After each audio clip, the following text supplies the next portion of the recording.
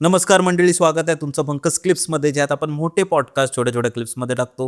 ही story तुम्ही नक्की enjoy कराल, पण त्याआधी सबस्क्राईब करायला विसरू नका. तू मला ह्याच्या आधी बोलत होतास की तुझ्यासोबत अशी पर्सनल स्टोरी पण काहीतरी घडली होती बाई, तर ती काय होती? ती म्हणजे मी आता कसं आहे की मी आता IT कंपनीवर काम करतो. त्याच्या ट्रेनिंगसाठी मी अहमदाबादला गेलेलो, ओके गांधीनगरला गेलेलो. ओके आणि तिथे कसं की कंपनीनीच पूर्ण हॉस्टेल आणि हे सगळं प्रोव्हाइड केलेलं राहण्यासाठी. तर तिथे आम्ही म्हणजे 2 BHK प्रत्येकानं दिलेले. 4 जण एक 2 BHKमध्ये एका रूममध्ये ट्विन आपलं बेड्स कसे असतात, हां, बाजूबाजूला बेड असतात आणि मध्ये एक टेबल असते, स्मॉल टेबल, साईड टेबल त्याला म्हणतात, आणि कबर्ड असतो फक्त. तेवढं एक रूम म्हणजे डिसेंट साईजचं रूम होतं. आणि त्या दिवशी काय झालेलं की कोणी नव्हतं घरी. म्हणजे बाकीच्या दुसऱ्या रूममध्ये 2 जण होते आणि माझा जो रूममेट आहे तोही नव्हता म्हणजे रूमवरती. मी जेवून, आणि तिथे जेवण बनायचं काय सोय नाही, खाली मेसमध्ये जाऊन खायचं किंवा बाहेर कुठे असे ढाबा टाईप आहेत, अनलिमिटेड बाहेर जेवा, म्हणजे ऑफिसनी या, ट्रेनिंग झाल्यावर जेवा, आणि मग परत 10 वाजायच्या आधी तिकडे स्ट्रिक्ट रूल होता की आतमध्ये यायचं घरी. जेवून मी आलो आणि जेवणाच्या आधी मी जरा मित्रांबरोबर फेरफटका मारायला जरा पुढे जायचो, म्हणजे जरा त्या एरियामध्येच टाईमपास करायचा. पण तो नवीनच एरिया होता आणि तिथून फिरून आम्ही यायचो, पण तिथं अंधार खूप असायचा. तिथे चालत जायचो ना आम्ही, तिथे अंधाराचा आम्ही बगचोदीमध्ये पूर्ण गेलो. तिथे परत आलो आणि मी, तो माझा मित्र दुसऱ्या फ्लॅटवरती होता, मी माझ्या अपार्टमेंट आलो, कोणीच नाही. मी फोन करून विचारलं की बाई कुठे गेले, तर 2 जण होते, ते मुंबईला आले. म्हणजे ते वीकेंड होता म्हणून ते लोक मुंबईला आले फॅमिलीला भेटायला. आणि दुसरा एक होता, तो काहीतरी मॅच चालू होती फुटबॉलची, तर तो दुसऱ्या फ्लॅटवर गेलेला. मी बोला ठीक आहे, चला ठीक आहे, सकाळी तुम्ही येतात तर मी लॉक लावून झोपतो, सकाळी तुम्ही मला कॉल करा 8-9 वाजता आलात की कॉल करा. तर मी ठीक आहे बोला.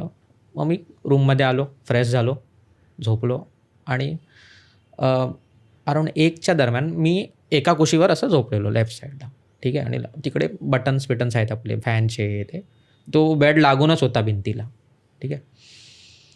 अचानक काय आलं की माझ्या पाठीवरती कोणी असं हात ठेवला मागून. आता घरात कोणीही नाही आहे, मी एकटाच आहे, पूर्ण फ्लॅटमध्ये मी एकटा आहे. हात ठेवला. थोडं मी काय बोलतो, झोप जेव्हा जस्ट लागणार असते तेव्हा मला असं हे आलं. मला आधी वाटलं भास असेल, ठीक आहे. मी बघितलं मागे कोणी नाही आहे, ठीक आहे.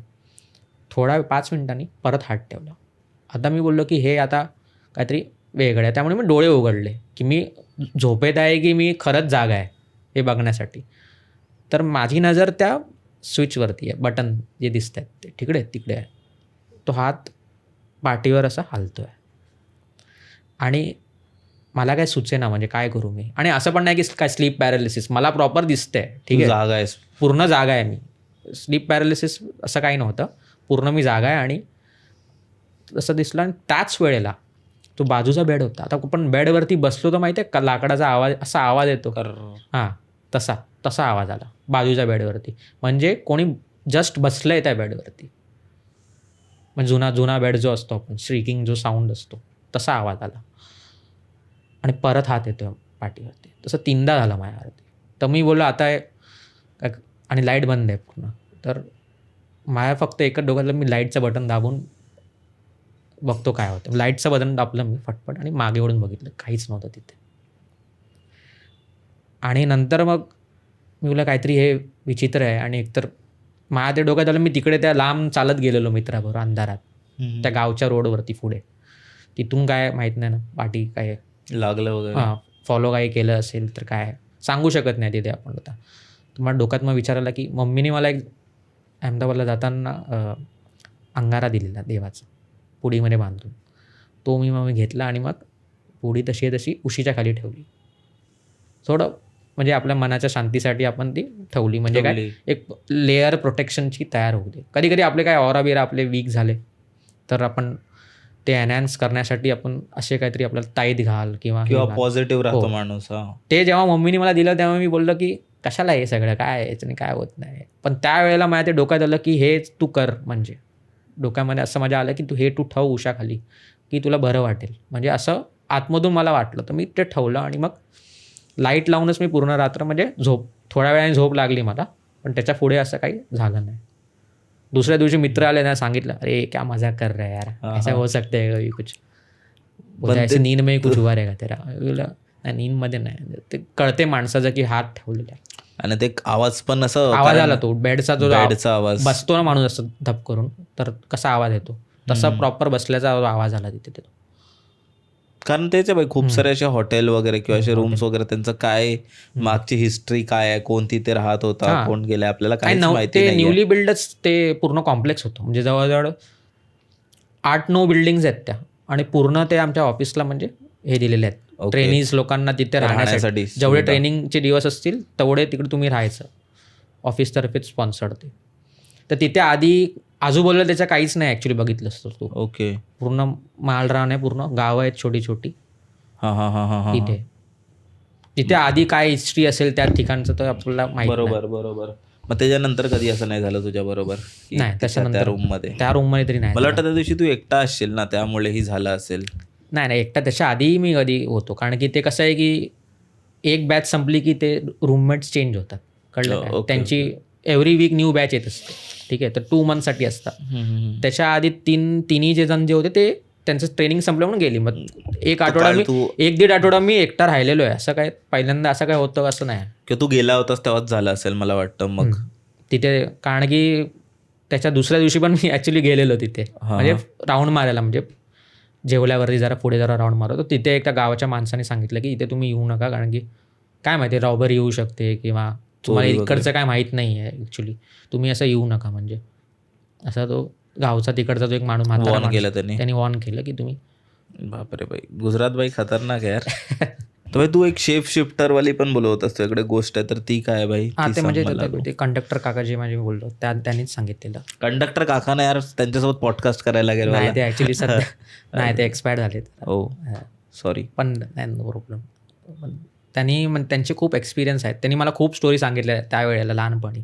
पण ह्या ज्या एकदम म्हणजे डिस्टिंक्ट काय म्हणतात ते रिमेंबर मी करू शकतो. His legacy is steel alive. आणि खूप म्हणजे ते हेल्पफुल पण माणूस होतं, एकदम सगळ्यांना हेल्प करायचं, कोणाला काय लागलं तर धावून जायचं. त्यांचा एक एक्सपिरियन्स असा आहे की एकदा काय झालं की आधी कसं आहे की दुसऱ्या गावी कोणाचं लग्न आहे तर युजली त्यांचं कसं वरात असेल, रात्री लग्नाची वरात असते, थोडं लेट होते, ठीक आहे. तर ते त्यांच्या गावावरून त्या पर्टिक्युलर गावी जात होते. तर कसं आहे की नॉर्मल जो रोड जातो तो नॉट नेसेसरी लवकर पोचवेल तुम्हाला, ठीक आहे. तो ते पायवाटाने जाणार शेतातून इकडून तसं ते. आणि अजून एक त्यांच्या गावातले एक डॉक्टर होता, ते दोघं जात होते तिथून.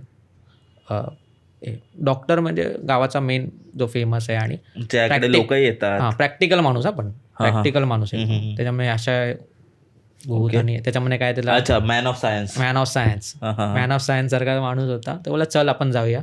रात्रीची वेळ होती आणि जवळजवळ 8-9 वाजलेले, पुरेसा अंधार होता खूप. तर जात होते आणि कसं आहे की आजूबाजूला दोन्ही शेत आहे आणि मधून रस्ता आहे, कुंपण बांधलेलं आहे दोन्ही शेतांच्या मध्ये. मग इथे तिथे कोणीही जाऊ शकत नाही आणि त्यांच्याकडे टॉर्च आहे दोघांकडे. तर त्यांना दिसते काय की थोड्या अंतरावर म्हणजे 10-15 फुटावर त्यांना ससा दिसला काळा रंगाचा. आणि तो तिथे एका ठिकाणी बसलाय मधोमध रस्त्याच्या, आणि थोडा पुढे जातोय, थांबतोय तिथे. हे लोक पण हळूहळू जातात. तर बोलतात असेल काय, ससा काय कॉमन आहे गावी, ठीक आहे. आणि नंतर मग त्यांनी बघितलं की जसं जसं ते पुढे पुढे जातात तो पण पुढे पुढे सरकतोय. तर ससाचा झाला बकरी, काळ्या रंगाची बकरी, आणि बकरीचा आवाज यायला लागला, प्रॉपर बकरी आहे म्हणजे. ते बोलले की हे काय विचित्रच काहीतरी आहे, ठीक आहे. अजून ते बोलले काका बोलले की चला काय होणार, ठीक आहे ते नॉर्मलच आहे, ते काय चला तुम्ही काय डॉक्टरशी. तोपर्यंत त्याला समजे नाही का रिझनिंग त्याला मिळे नाही की काय होते, भास असेल किंवा काय ते, ठीक आहे. आता थोड्या पुढे गेल्यावरती ती बकरी चालते पुढे जाऊन ती अस्वल झाली, बेर, काळा रंगाचा बेर. आणि त्या पूर्ण भागामध्ये कुठेही असा प्राणीच नाही आहे. अस्वल बेर ही नाव तिकडे नाहीच आहे पूर्ण भागामध्ये. मग तेव्हा डॉक्टरला कळलं हे काहीतरी डिफरंट आहे. पण माझे काका बोलत होते नाही चल काय होणार नाही, ते काय येणार नाही जवळ, ठीक आहे, येणार नाही जवळ, चालत राहूया आपण. तो डॉक्टर थोडा घाबरतच मागून येतोय, बेअरचा आवाजही येतो आहे प्रॉपर. म्हणजे थोडं जर पुढे गेलं असं ब्लॉकेज आला पूर्ण रोडवरती, पूर्ण ऑक्युपाय केलेला, म्हणजे 4-4.5 फूटचा पूर्ण ब्लॉकेज आला. असं म्हणजे एक जायंट असं काहीतरी झोपलं आहे ब्लॅक कलर अडवतोय त्यांना. अडवतोय, म्हणजे रस्ता तिकडून जाऊच शकत नाही त्याला हलवल्याशिवाय. ओके. जायंट केसाळ प्राणी असा पूर्ण त्या रस्त्याला पूर्ण ब्लॉक केलेला आहे. आणि ते बाजूला कुंपण आहे, तिथे जाऊ शकत नाही माणूस, त्याला हेच करायला पाहिजे. तर त्यांनी दगडं बिगडं मारली, हालेच ना तो, पण तो ब्रीथ करतोय प्रॉपरली, त्याची स्टमक त्याचं वरती खाली प्रॉपरली होते, ब्रीथ करतोय तो. आणि त्याचा का फेस कुठे काहीच दिसेना, त्या साईडला फेस आहे की फेसच नाही आहे त्याला, पूर्ण असा एक पूर्ण पोलार बेअर असेल की काय, त्याला त्याचा डेफिनेशन नाही. खूप मोठा एकदम पूर्ण रोड ब्लॉक करणारा पूर्ण असा प्राणी, असा पूर्ण केसाळ प्राणी एकदम ब्लॅक कलरचा तिथे आहे. काकांनी त्याला दगडं मारली, काय हालेना. डॉक्टर तर अजून 10 मीटर मागे उभा आहे, त्याला हे करायचं. आणि काकांनी पण असं पहिल्यांदाच हे बघत होतं. मग त्यांनी काय केलं की जोरात एक त्याला मुक्का मारला. ओके. दोन्ही हाताने असा मुक्का मारला जोरात. तो मुक्का मारला तर त्यांनी किंचाळत तो प्राणी अचानक असं उभा राहायला सारखं झाला आणि तो पुढे रस्त्याकडे पडत राहिला. पुढे पडतोय तो, तिकडे कॉन्ट्रॅक्ट होऊन तो पूर्ण अस्वल झाला. अस्वलचा आवाज येतोय, अजून पुढे होतोय, परत बकरी झाला. म्हणजे उलटं, जसं तो असा सस्सा होऊन बकरी होऊन अस्वल, उलटं आता. मग बकरी झाला, मग सस्सा झाला, आणि आवाज चेंज होत जात आहेत आणि जोरात आवाज एकदम. तो गेला आणि मग पुढे जाऊन तो गायब झाला. ओके. डॉक्टर पूर्ण घामावून तो बोलतो, नाही आपण इकडून परत जाऊया. त्यामुळे नाही, काय नाही, तू ये माझ्याबरोबर, काय होणार नाही. पुढे एक हद्दनंतर ते काय आपल्याला त्रास देणार नाही. त्याची जी टेरिटरी असते त्याच्यापर्यंतच ते मर्यादित असते. मला वाटतं तो भूल पाडत होता, म्हणजे किंवा घाबरवत होता, तो त्याचा प्रेझेन्स जाणवून देत होता.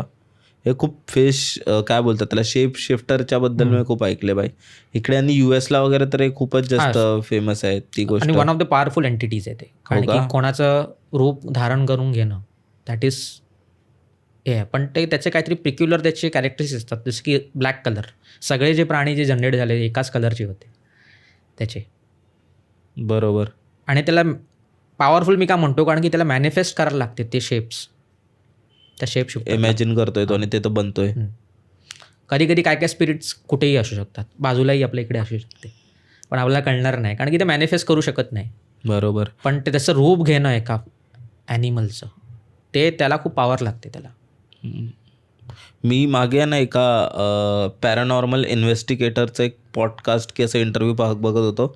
तर त्याला तेच विचारत होतो जो इंटरव्ह्यूअर असतो की हे जे पॅरानॉर्मल एंटिटीज असतात ते दिसतात कसे, म्हणजे जे गोस्ट असतात, भूत असतात, आतमध्ये दिसतात कसे. तर तो बोलतो असेच दिसतात जे नॉर्मल. सॅव्हिओ असेल, तोच असेल.